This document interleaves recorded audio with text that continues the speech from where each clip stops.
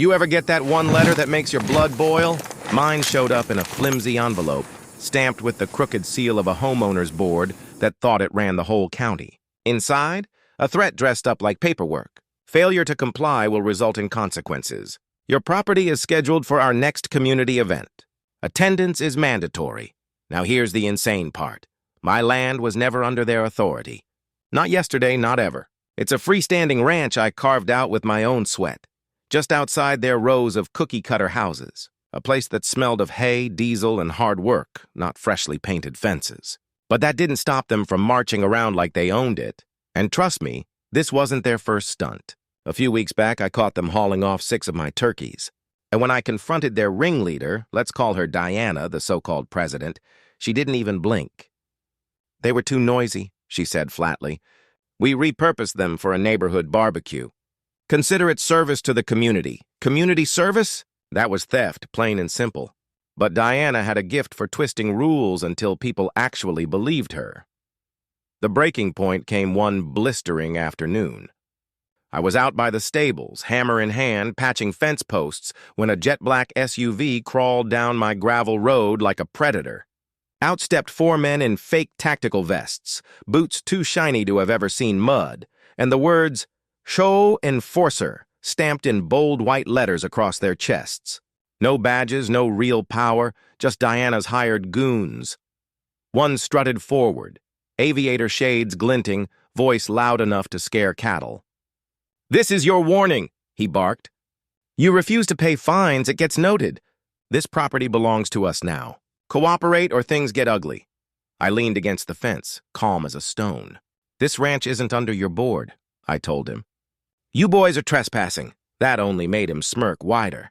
He strutted back to the SUV, yanked out a crowbar, and strolled over to my mailbox. With one heavy swing, crash, he split it clean off the post. His friends laughed, snapping photos like it was some kind of trophy.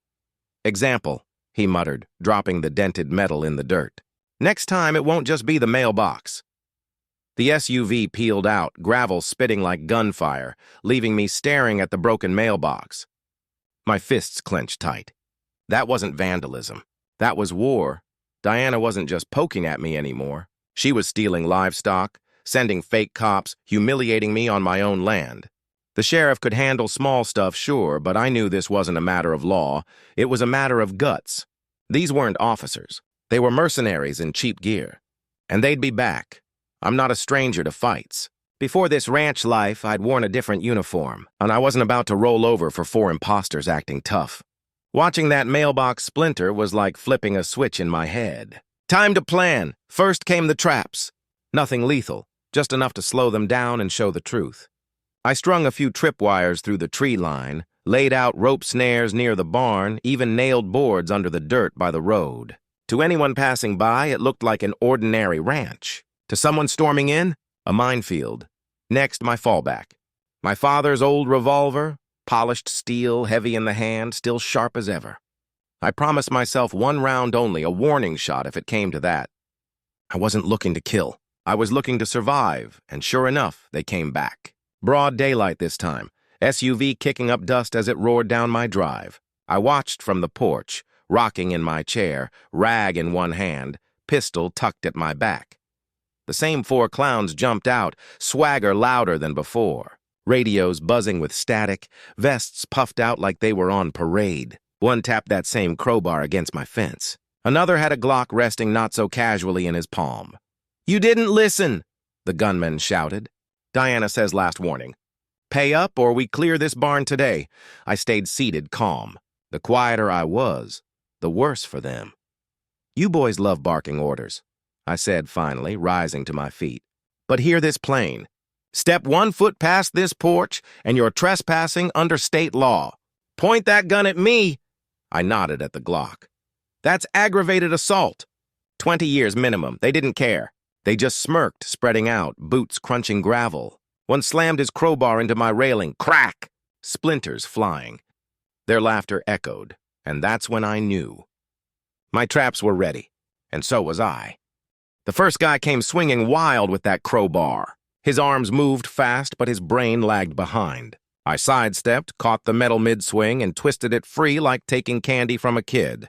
My boot slammed into his ribs, and down he went, coughing in the dirt. The gunman's finger twitched on the Glock.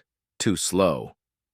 My revolver was already out, gleaming in the sun. Boom! One shot cracked into the ground, 6 inches from his boots. Dust and birds exploded into the sky. His hands shook so hard the pistol nearly slipped, and when I swung the crowbar against his wrist, clang!